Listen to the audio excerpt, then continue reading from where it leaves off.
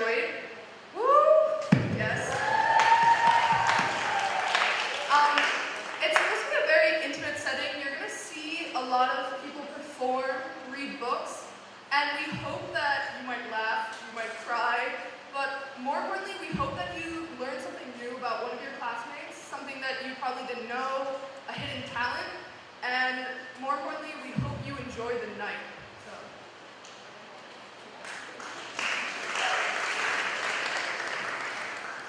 So students, as most of you know, Radnor is a very diverse school community, and our senior class is no exception. So we have different students from our senior class that represent different cultures to welcome you all this evening. Bienvenidos. Powitanie, Polish. Spanish. Farsi, Salam Alaikum Chatori. Armenian, Badiegar. Hindi, Padariye. Arabic, Ahlan wa Sahlan. Hebrew, Baruch haba. Italian, benvenuti. Chinese, Huan. Telugu, Swagatam.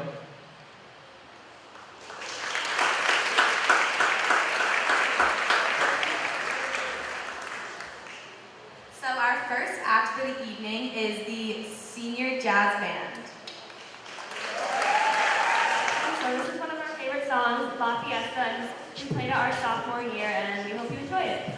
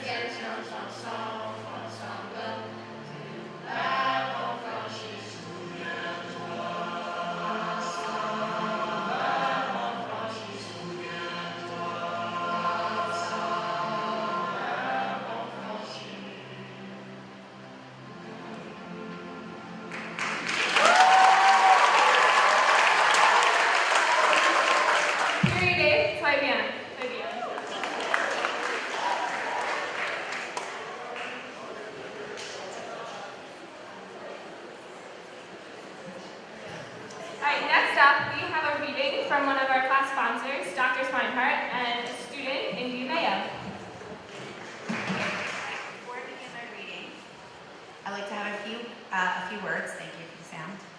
This has been my first stint as a faculty class advisor, and over the past 4 years, I have grown along with the students and have learned many things. One, I learned that there will never be enough tape to keep LM posters from falling down during LM week. No matter how hard we tried or persisted, we spent most of our Sundays refixing and retaping halls for Monday morning's big reveal. Two, the Radnor parents go above and beyond for their children. Whether it was to help cook waffles at homecoming tailgate, sell tickets, clean up after a dance, or even chaperone another class's dance, there was always a group of parents who graciously donated their time and effort. Thank you. Special thanks goes to Sharon Martin, Connie Conkleton, and Missy Deck, who have given tremendous amounts of time and support over the years as parent representatives for the class.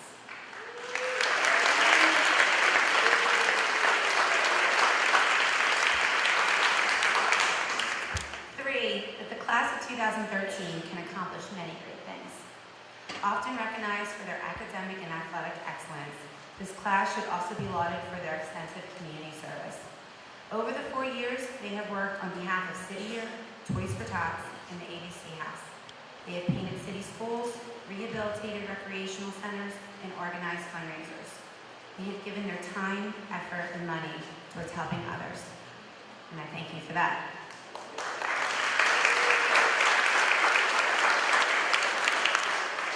And all of which was made possible thanks to the hard work and strong leadership from the class of 2013 student council members. They've spent hours and hours dedicated to this class, given up their Thursday community periods, meeting before and after school, and even getting together over the summer. I am proud to be one of their class advisors.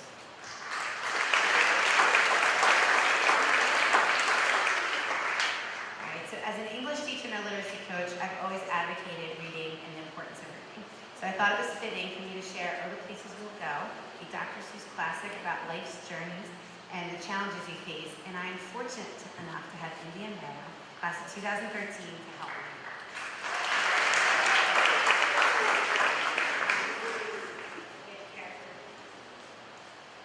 India didn't want to ruin her hair. Congratulations, today is your day. You're off to great places. You're off and away. You'll have brains in your head, you have feet in your shoes, you can steer yourself any direction you choose. You're on your own, and you know what you know, and you are the guy who'll decide where to go. You'll look up and down the streets, look them over with care. About some, you will say, I don't choose to go there. With your head full of brains and your still slow feet, you're too smart to go down any not-so-good street. And you may not find any you'll want to go down. In that case, of course, you'll head straight out of town. It's opener there in the wide open air. Out there things can happen, and frequently do, to people as brainy and as footsy as you. And things start to happen, don't worry, don't stew. Just go right along, you'll start happening too. Oh, the places you'll go. You'll be on your way up. You'll be seeing great sights, and you'll be joining high flyers who soar to great heights. You won't lag behind, because you'll have the speed. You'll pass the whole gang, and you'll soon take the lead. Wherever you fly, you'll be the best of the best. Wherever you go, you will be on top of all the rest. Except when you don't, because sometimes you won't. I'm sorry to say, but sadly it's true, that bang-up and hang-ups can happen to you. You can get all hung up in a prickly perch, and your gang will fly on, and you'll be left in a lurch. You'll come down from the lurch with an unpleasant bump, and the chances are, then you'll be in a slump. And when you're in a slump, you're not so much fun. Unslumping yourself is not easily undone. But on you will go through the weather be foul, and on you will go through though your enemies prowl. Onward up many a frightening creek, through your arms may get sore, and your sneakers may leak. On and on you will hike, and you will know, and you will hike far, and you'll face up your problems wherever they are. You'll get mixed up, of course. As you already know, you'll get mixed up with many strange birds as you go. So be sure when you step with care and great tact. And remember that life's a great balancing act. Just never forget to be dexterous and deft. And you never mix up your right foot with your left. And you will succeed, yes, you will succeed. Indeed, 98.75% guaranteed. You're off to great places. Today is your day. Your mountain is waiting, so get on your way.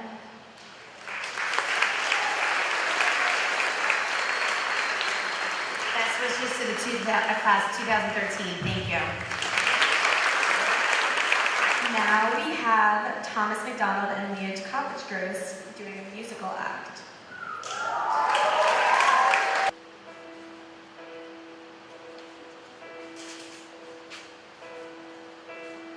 I can almost see it, that dream I'm dreaming, but there's a voice inside my head saying you'll never reach it.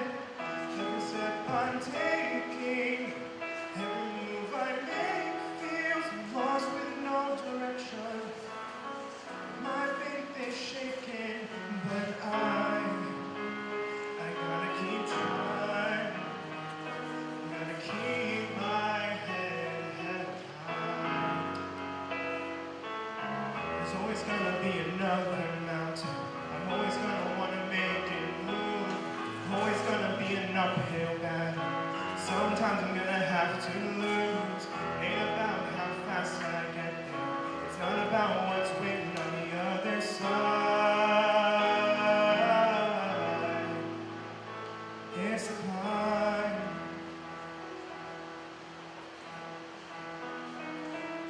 The struggles I'm facing, the chances I'm taking, sometimes might knock me down, but no, I'm not breaking. You may not know when, but these are the moments we're gonna remember most. Just gotta keep going, and I gotta be strong. Just keep pushing on. There's always gonna be another mountain. We're always gonna wanna make it move. Always gonna be an uphill battle. Sometimes we're gonna have to lose. Ain't about how fast I get there. Ain't about what's waiting on the other side. It's the climb.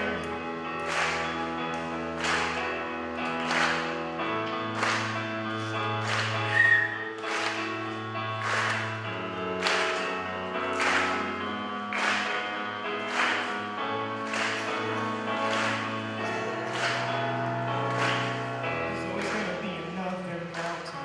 Always gonna wanna make it move. Always gonna be an uphill battle. Sometimes I'm gonna have to lose. Ain't about how fast I get there. It's not about what's waiting on the other side. It's the line. Keep moving. Keep climbing. Keep the faith, baby. It's all about the climb. I don't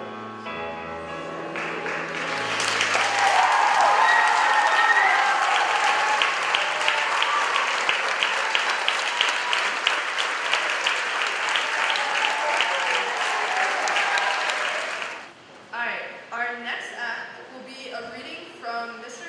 Kelly, class sponsor.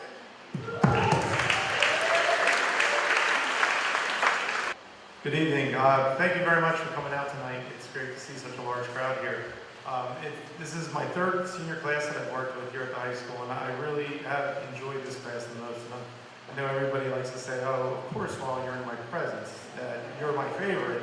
But it really, honestly, this has been a lot of fun working with this group, to see them grow.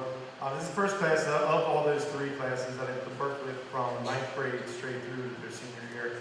And it's been a great experience seeing everybody grow. And again, the officers can't be thanked enough for all that they did, because most of what they did you never saw, but recognized, I don't know if you recognize it or not, but in everything that showed for the class. requests, like prom, LM decorating. I mean, these things are all things. I mean, the LM pep rally this year, they were asked to do a lot more than they've ever been asked. Homecoming, everything. So those officers were the pillars for doing that, and they deserve another round of applause for everything they did.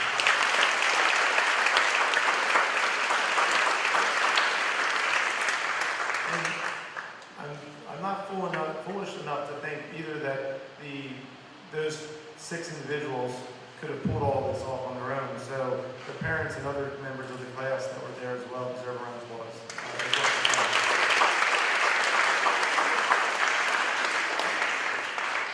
So what I'm going to read today is way back in 1997. Most of you are probably 1 or 2 years old. There was an article written for the Chicago Tribune by Mary Schmitz. And that article itself caught on as kind of a cult following. I figured the internet was kind of in its infancy then, and it wasn't like something, there was no Facebook to share or link or anything like that. And it caught on with people, but it caught on mainly in a song. Most of you are probably familiar with Baz Luhrmann at this point because of his rendition here, or adaptation of The Great Gatsby. And at that time, he took this song and worked with an artist and produced a musical version of this that was very popular on the radio back in '97. And it's a very interesting message in the article that Mary wrote, and I'd like to read it to you today. So it's called Advice Like Youth, Probably Just Wasted on the Young. And it's words of encouragement that she had for anyone over 26, and also the ladies and gentlemen in this graduating class. So, wear sunscreen. If I could offer you only one tip for the future, sunscreen would be it. The long-term benefits of sunscreen have been proven by scientists, whereas the rest of my advice has no basis more reliable than my own meandering experience. I will dispense this advice now.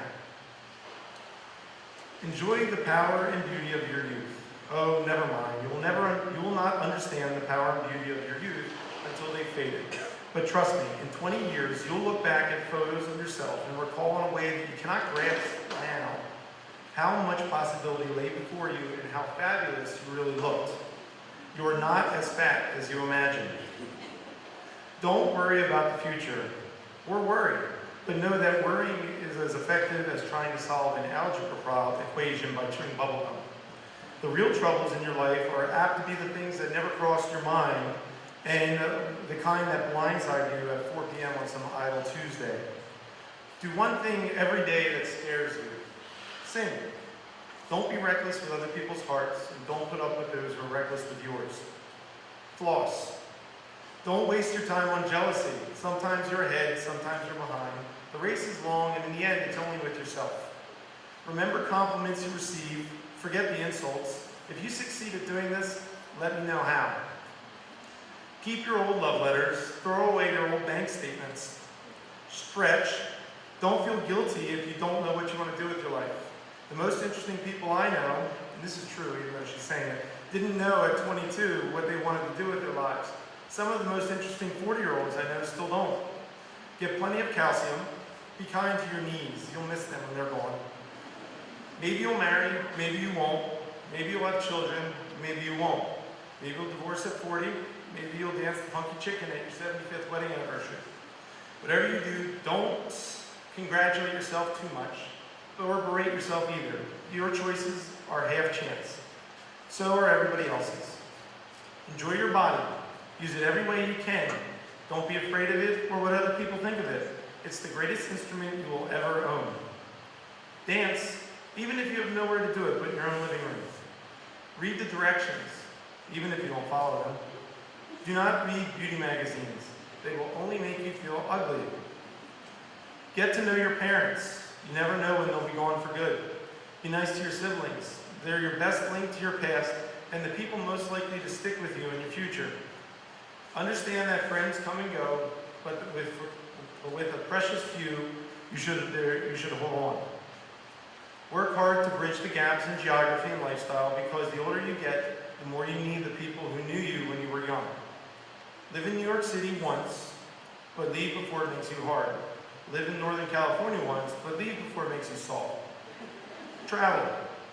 Accept certain inalienable truths. Prices will rise, politicians will philander, you too will get old. And when you do, you'll fantasize that when you were young, prices were reasonable, politicians were noble, and children respected their elders. Respect your elders. Don't expect anyone else to support you. Maybe you have a trust fund, maybe you have a wealthy spouse, but you never know when either one might run out. Don't mess too much with your hair, or by the time you're 40, it'll look 85. Be careful whose advice you buy, but be patient with those who supply it. Advice is a source of nostalgia. Dispensing it is a way of fishing the past from disposal, wiping it off, painting over the ugly parts, and recycling it for more than it's worth. But trust me on the sunscreen. Thank you very much.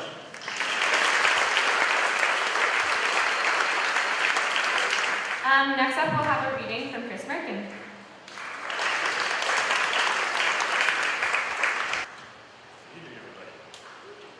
Thank you all for being here. Before I do my reading, I just have to share a little personal anecdote that goes along with it. For those of you who don't know, I started running in November, and I'd never run before. Didn't really like running in the gym. And the first day I ran about 7/10 of a mile, and I couldn't go any further. So I set a goal for myself. I said by April, I will do a 5K. And I did. But I actually moved that up because I fell in love with it. So I did my first 5K in January. I did Broad Street this year, and today I did my first half marathon. So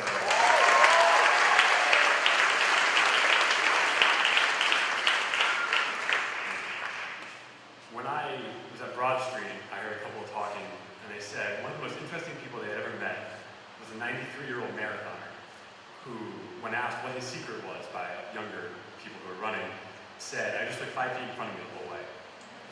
And that's kind of the motto that I've lived by when I'm running and just in everything I do. Because when you look at an overall goal, it looks pretty daunting. Our future, what we're going to do with our lives, everything. But if you just look 5 feet forward, you just look at what's right in front of you, you'll be a lot happier. So my reading is called It Couldn't Be Done by Edgar A. Guest. Somebody said that it couldn't be done, but he with a chuckle replied that maybe it couldn't, but he would be one who wouldn't say so till he tried. So he buckled right in with the trace of a grin on his face. If he worried, he hid it.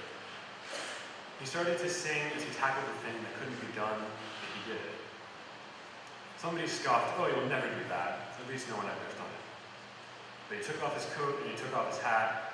The first thing we knew, he'd begun it. With a lift of his chin and a bit of a grin, without any doubting or quit it. He started to sing as he tackled the thing that couldn't be done, and he did it. There are thousands to tell you it cannot be done. There are thousands to prophesy failure. There are thousands to point out to you one by one the dangers that will assail you. But just buckle in with a bit of a grin, just take off your coat and go to it. Just start to sing as you tackle the thing that couldn't be done, and you'll do it. So my message to the senior class, for what it's worth, you can all do it.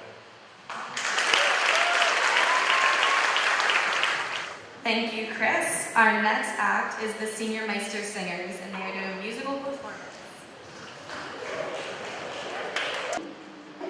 Baba yetu yetu liye mbinguni yetu yetu amina. Baba yetu yetu liye jina lako litukuzwe. Baba yetu yetu liye mbinguni yetu yetu amina. Baba yetu yetu liye jina lako litukuzwe.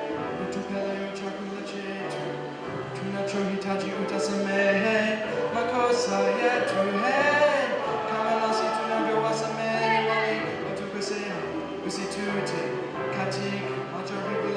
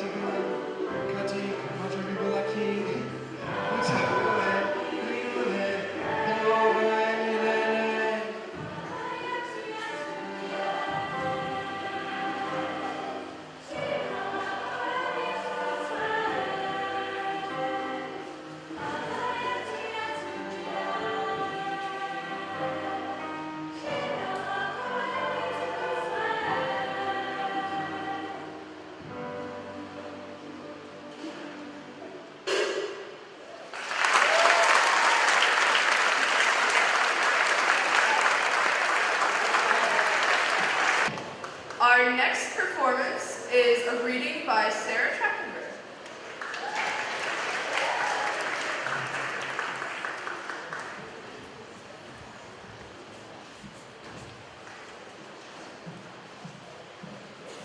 So I just wanted to introduce what I'm reading by saying that my parents often read me Shel Silverstein's poetry when I was younger. I still have 3 or 4 of his books in my room. So today I'm going to read 2 of his poems. The first looks back at our years of schooling and all of the endless hours of homework and studying. And as a side note to any teachers in the room, please don't be offended. I don't mean this badly. I appreciate all the effort you put in for us. I just would have appreciated more sleep throughout the years of high school. And then the second poem is looks forward to the future and the possibilities that await us. So here's the first one. It's titled Crazy Dream, again by Shel Silverstein. Last night I had a crazy dream that I was teaching school. My teachers had turned into kids and I laid down the rules. I gave them 100 history books to memorize each night and made them read them on their heads without turning on the light. I sent them on a field trip to the outskirts of Mongolia and gave them an overnight assignment to grow a 20-foot purple magnolia. I asked them how many awful grades can cause how many tears, and if they got one answer wrong, I just hung them up by their ears. And when they talked or laughed in class, I pinched them till they cried, louder and louder, till I woke up, feeling very satisfied.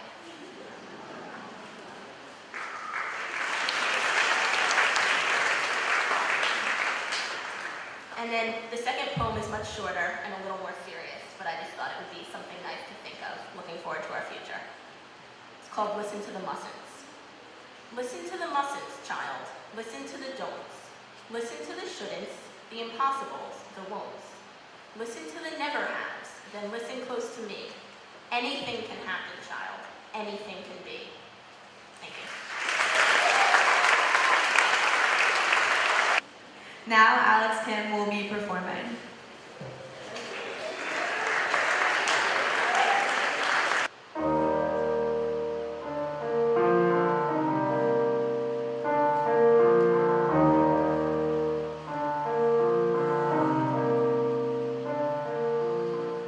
I took my love and I took it down. I climbed a mountain, turned around, and I saw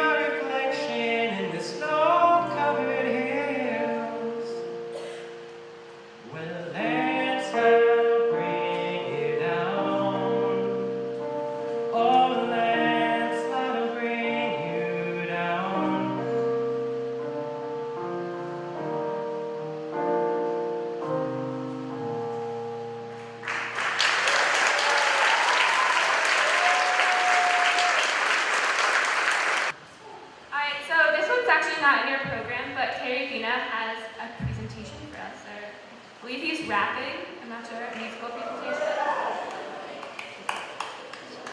Yo, class of 2013, we've shown that we're the best, although sometimes life is harder than Mr. McBride's tests. We've had a great run these 4 years together, and I hope high school has made all of our lives better. I remember the day I moved here from my old school, a school with a crap auditorium and not even a pool. A school where to get attention I acted like a clown, and no matter what I did, I was still put down. But then I came to Radnor and met these great people who made me feel confident and that everyone was equal. I swear to you all that I felt I was in heaven, and every day I'm with these people until 227. A school where there's LM week and we can wear PJs, and in this school nobody is louder than TJ. Music filled the high school halls and so did smiles. I thought to myself, I want to stay here for a while. I'm so thankful to be part of such a great class, and I know in the future you all are going to kick butt. What a great experience these years have been, and together, I believe that we will win. So, Stephen Rode was earlier in the program, but he's now going to give his remarks. Alright, so first of all, where's Carrie? That was awesome, man. That was great. So actually, I'd just like to share a story real quick. And this is a story that my dad told me a long time ago. But I'm pretty sure it's a true story. So it starts off, just imagine, long time ago, land far, far away, there lived a farmer. And this farmer, he had a donkey. And they worked on the farm together, and they were great friends. But one day, the donkey's out in the field, and he's plowing, and he breaks his leg. And he can't do any more work. And the farmer's like, oh gosh, my donkey can't do work, what am I gonna do? So he buys a horse, and he says, donkey, listen, it's been a real run, but you can't do any work anymore, so I'm gonna throw you down the bottom of this well. And the donkey's like, no, don't do that. But the farmer, he's got a horse now, he doesn't care. So he takes the donkey, picks him up, walks over to the well, throws him down the bottom. The donkey's like, ow, why would you do this to me? My best friend just threw me at the bottom of this well. Well, they weren't friends anymore because he threw him in the well. But then the farmer's like, sees Donkey down there, and so this is kind of a gruesome story, I apologize. But the farmer, Dad, I don't know why you told me this. The farmer, there's a big pile of manure, okay? And the farmer wants to now close up the well. So he takes the pile of manure, sticks a shovel in, and starts trying to basically bury the donkey alive with manure. Just hang with me here, okay? But the donkey, at first he starts to cry because his leg is broken, he's at the bottom of the well, and now someone's throwing manure on top of him. But then something happens in the donkey's mind. And he clicks, and he's like, you know what? Right now, I'm in this terrible situation, and I don't want to be here. I feel really powerless right now. But can I look at this situation differently? Can I shift my paradigm so instead of being the victim, I can be something else? He looks around and said, okay, my legs are broken. I can't move those. But I'm not entirely powerless. So, meanwhile, the farmer, he's still dumping manure on the poor little donkey. But now, each time the donkey gets hit with a pile of poop, he just shakes his head and shakes the manure off him onto the ground around him. And as time goes on, the farmer doesn't stop. The manure keeps on falling. But each time he gets hit, donkey shakes his head and puts it on the ground around him. And soon he realizes that he can't see the bottom of the well anymore. It's covered with manure. And he has an idea. So slowly, he steps on top of it. And then the farmer keeps throwing manure on top of him. Each time, Donkey shakes it off and steps on top of the pile of manure. And what he begins to realize over time, he's actually beginning to rise up out of the well. Each pile of manure that falls on him, instead of being something that's burying him, instead of using the negative forces in his life, instead of succumbing to those, he uses those negative forces to propel himself upward, to propel himself forward, to get out of his predicament. So each pile that falls on him, shakes it off, steps on top. Shakes it off, steps on top. Shakes it off, steps on top. And before he realizes it, he's actually out of the well. And then the farmer and the donkey have a really awkward interaction, like, bro, you threw me down the well. The farmer's like, oh, like, great to see you up here. But regardless, the story has a moral. And basically, when life throws stuff at you, just shake it off and take a step forward. Thank you. Now, the senior class officers will be reading a children's novel, so anyone on student government, come on up. So the book we decided to read was Where the Wild Things Are, and I think it'll sort of explain itself, but the story and pictures are both by Maurice Sinbad.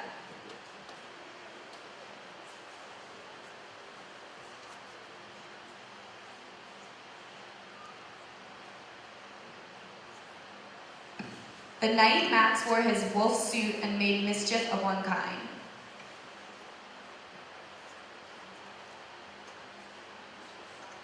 And another.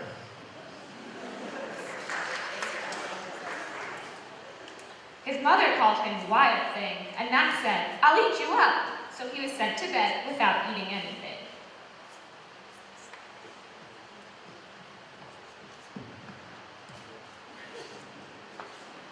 That very night in Max's room, a forest grew. And grew.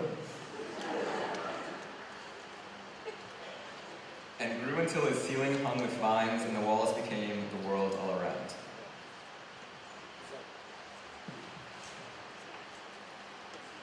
And an ocean tumbled by with a private boat for Max, and he sailed off through the night and day. And in and out of weeks, and almost over a year, to where the wild things are. And when he came to the place where the wild things are, they roared their terrible roars and gnashed their terrible teeth. And rolled their terrible eyes and showed their terrible claws.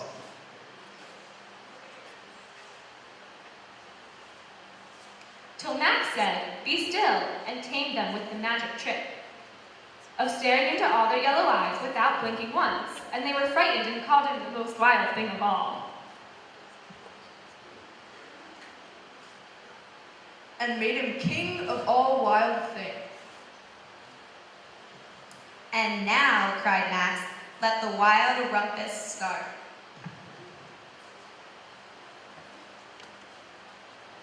This is the wild rumpus.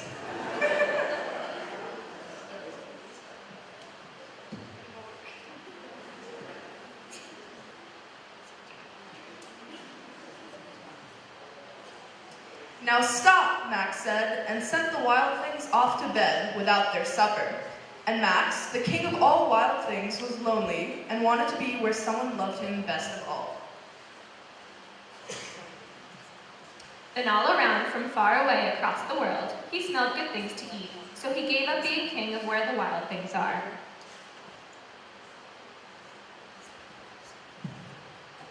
But the wild things cried, "Oh, please don't go. We'll eat you up. We love you so." And Max said, "No." The wild things roared their terrible roars and gnashed their terrible teeth and rolled their terrible eyes and showed their terrible claws. But Max stepped into his private boat and waved goodbye. And sailed back over a year and in and out of weeks and through a day.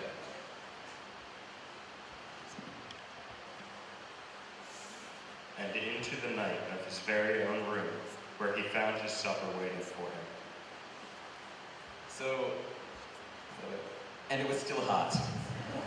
So the message we were looking for here is that no matter where you go, and the people you meet, and the wild things you do, Radnor will always be home, and will always be a welcome place for you to come back. So congratulations, class of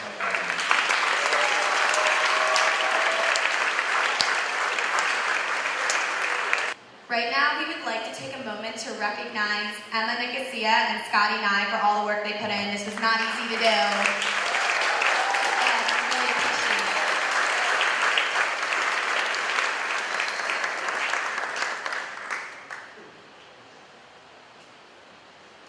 We also now would like to take this opportunity to thank our class sponsors, Mrs. Martin and Mrs. Congleton, for all the work they put in over the past 4 years. So every event that we've had as a grade, they have had to do a ton of behind-the-scenes work that they often don't get credit for, and our class would not be able to have the awesome events that we do without them. So if either one of them were here, we'd love for them to come up so we can thank you as a class.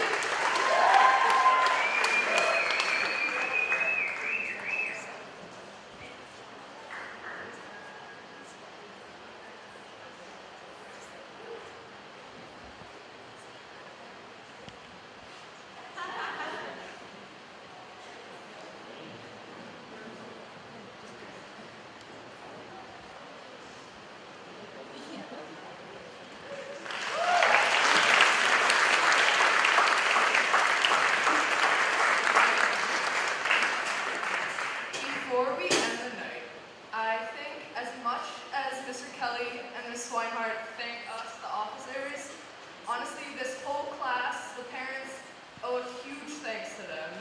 Without them, none of this would be possible. We came in as freshmen, we didn't know what LM was, we didn't know what homecoming was. They really walked us through it. They helped us grow as officers, and they gave us a lot of advice. So I guess we want to call up Mr. Kelly and Ms. Swinehart and just say one last thank you.